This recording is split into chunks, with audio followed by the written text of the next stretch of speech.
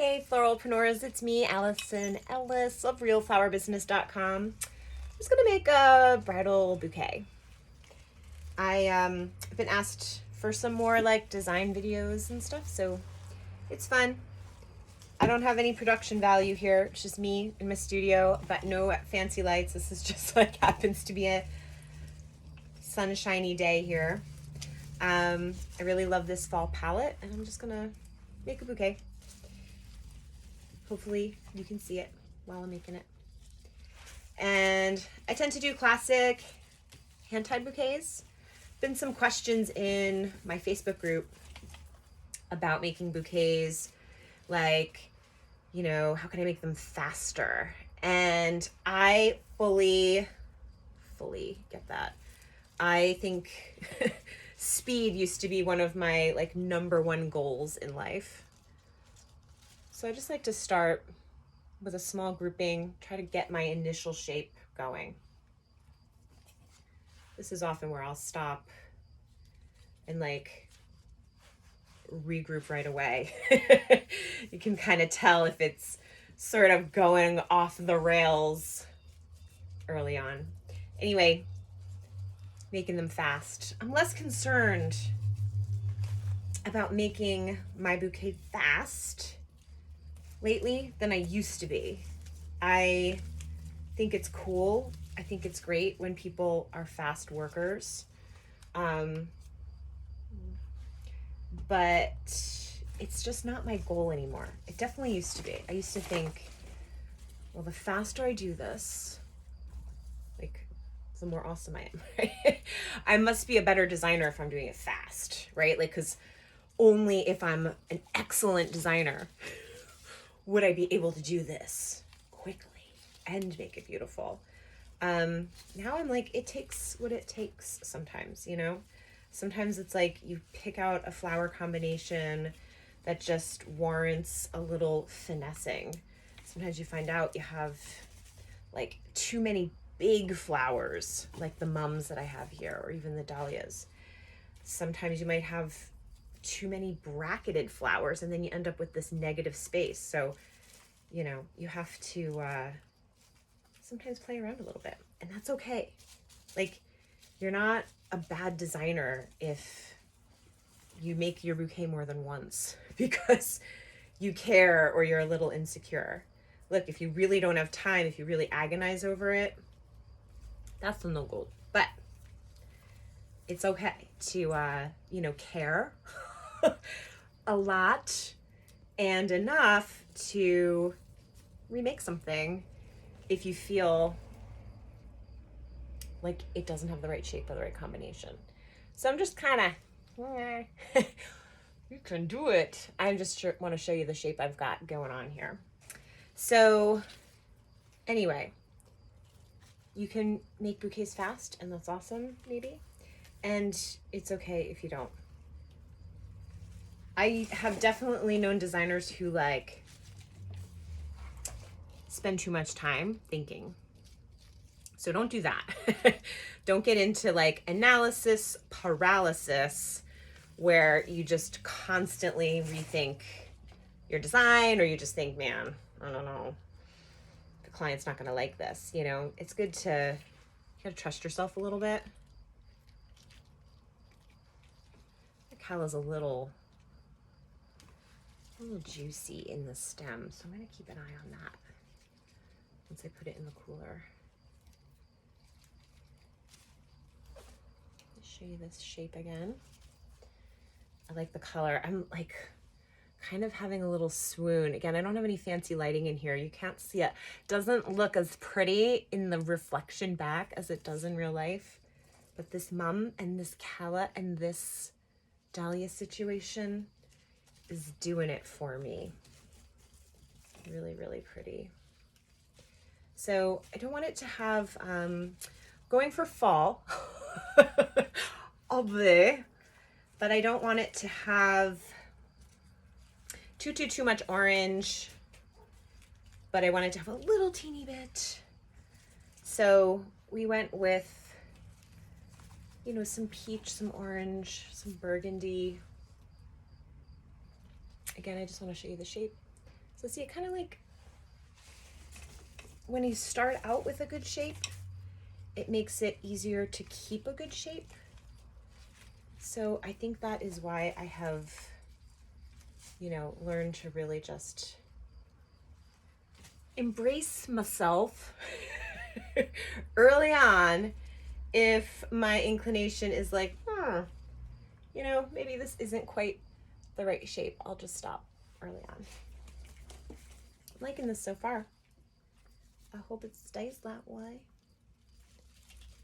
So with a classic hand tie, if you don't know, I'm keeping one bind point here, as you may have noticed. And I'm just doing a little twist, right? A little twist each time I add a flower.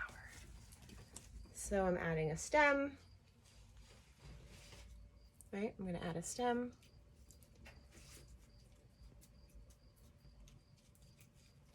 Right under my bind point, right under my thumb there.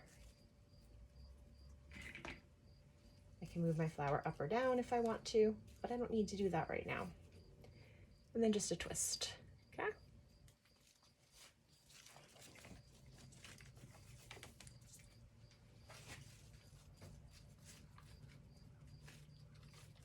And you start to feel like where the stem wants to be, also based on the shape of the stem itself or where the nodes are. Okay. Okay. Okay. So I'm gonna add this scabiosa.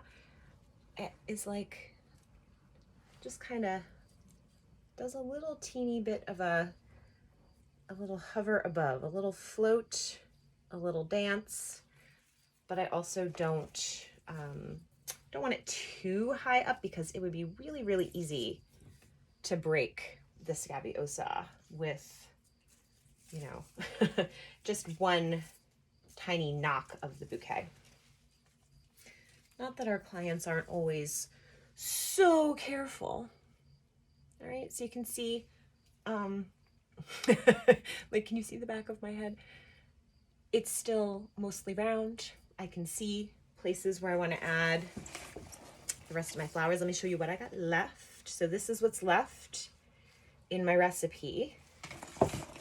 Now, here's a really important thing to keep in mind. Because I do like always work with recipes so that I know, you know, how much I have to work with, how much I can fill my order. But I don't have to put every single flower that was in my recipe in this bouquet if it's going to be like too big or the wrong size, right? If I want to change the recipe and take something out of this bouquet that I would, you know, out of the recipe that I can use someplace else, and take some flowers out of, say, the cocktail flowers or the arbor, then, you know, you can play around with your recipe and changing it up a little bit. So let me just, I'm gonna rewind. The reason I turned around. So I can see my bouquet, you know, still has this nice shape. So this is how I'm holding it. So this is what I'm seeing. And I'm just thinking, you know, I'd really kind of like to see a little more of this peach rose and this brownish, rusty-ish mum together. Might be a mistake. I might really want to do something white there, actually. So I'm going to just swap it out real quick and give myself a visual, like, what do I think about the white distribution now? Yeah, it's like much better. So I had an idea, but it wasn't it, okay? It wasn't it. That's okay. It doesn't make me, It doesn't make me a bad designer. I just needed to consider my options, okay? So anyway, you can see the shape. The stems start to get unruly. I'll just cut them a little bit. But because I cut everything and put it into a vase ahead of time, the stems aren't really that unruly when I'm working. All right, so this is what I just added. Now, I know my client really likes callas. And I know that because, well, obviously because we've talked about it, but also because I don't normally order callas unless I'm like, this client really likes them. This client really likes them. Only because, I don't know, I guess I've just been doing weddings a long time and I used to use them a ton. And I feel like I've just been using them less, but I'm going to be using them again in a couple weeks. All right, I'm loving it. It's really prettier in real life, in the real light, you guys, but like whatevs. You can trust me. You can trust me on that. All right, so here's what I've got. Sorry, my eucalyptus is being unruly. Here's what I've got left in my vase now. Right? Like just a few more flowers. And so this is where I'm gonna step back and take a look. So let me reverse myself here. And I'm gonna step back and take a look, okay? What do I see? Do I see any holes? Is there something where I want to make a color happen over here? Maybe that isn't, like, do I want to have some peach over here? I'm gonna say yes, please. Okay. I also like that I have a peach here and here and here. Okay. You see like a little kind of triangle of the peach.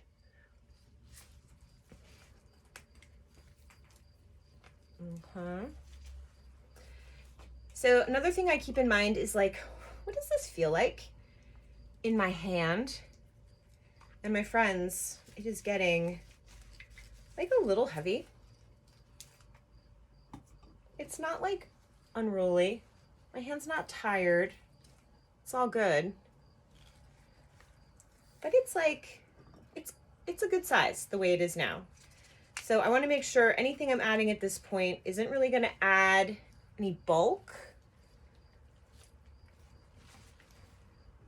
And if it's full and I'm done, I'm just going to take that win and I'm not going to go, oh no, I really need to get these flowers in there. Now listen, I always come back. I love it so much. It really is like, I can't even tell you, so much prettier. In the real light, not this light that's just hitting the iPhone. I love it. I love the shape. I love the size. Not too big, not too small. Just the size of a cannonball. I do want to add a little more amaranthus. I just feel like I really just want a little more texture. I love that with that rose. And do I want, yeah. So as, see, it's what you're looking at. You're looking at this. I'm looking over here going, this looks good. And you're looking going, oh no, girl, you're missing. So let me flip this around. Okay, and I'm gonna just add this here. One more white rose. I think it's like the perfect place. Again, good color distribution, good size. It feels good in my hands. I'm gonna use my waterproof tape and I'm gonna tape it off. And then on the morning of the wedding, all right, who am I kidding? I could definitely definitely sneak this scabious in here. I'm gonna put it right here. I see the perfect place. I'm gonna sneak it in here. Right over here by the dahlia and the calla. And again, I'm gonna have it just be able to dance a teensy weensy bit, okay? So now I think I might be done. Maybe I'll end up adding more eucalyptus to the bouquet, like on the morning of the wedding or something like that. It would look very pretty, but I don't really feel like, again, I met with my client, I know their style. I don't really think they're looking for something that's like too much more big, too much more showy, too much drapier. Like, I think I got all the things they're looking for in here, the way that it is. So thanks for bearing with me having a hard time like being on camera. But anyway, that's how I do it. So, okay, you're gonna wanna know. So I just use waterproof Oasis tape, and you could always cut it ahead of time if you wanted to, but I like to make things challenging. And I cut it, of course, with a different scissor than I use for my ribbon. Anyway, I cut a small piece of it. This is how much, I don't know, 6 inches of it maybe. And then what I'm gonna do is I'm just going to, right where my thumb is, put the tape, and then put my thumb right back. And then I'm keeping the tape taut. Now I'm switching hands. So now I'm gonna hold the bouquet in my right hand, take the tape in my left, and again, just keeping it really taut. Now I'm putting it back into my left hand, taking the tape with my right hand. Okay, and I'm just gonna tape it right there. And it's like, hello, not going anywhere. And then I'm gonna just cut it, put it in a vase, and I'll put it in my cooler, where I will take it out on Saturday morning before the wedding. I will inspect it, add ribbon. I'll recut again. I will add or remove any flowers that I feel like, you know, if I end up deciding something doesn't belong, if I'm like, that thistle's too crazy, which I won't. But if I did, I could do that. If I have a whole bunch of extra something that I want to put in here, I can do that. But for the most part, I will just check. Every now and again, I'll add like a rose, or, you know, if I have an extra calla, I might add a calla or two to finish it out. But this baby is, I'm gonna put it in the vase. This baby is donezo. All right. So obviously it's gonna get a little scrunched up once I put it in the vase, because the stems are scrunched up. And then once I take it out of the vase, I can breathe again a little bit, okay? So I will cut the stems a little bit shorter. Like I said, Saturday morning. Okay, so thanks for asking to see more of my behind the scenes process. Hope you're having a great day. Keep doing beautiful work. Bye.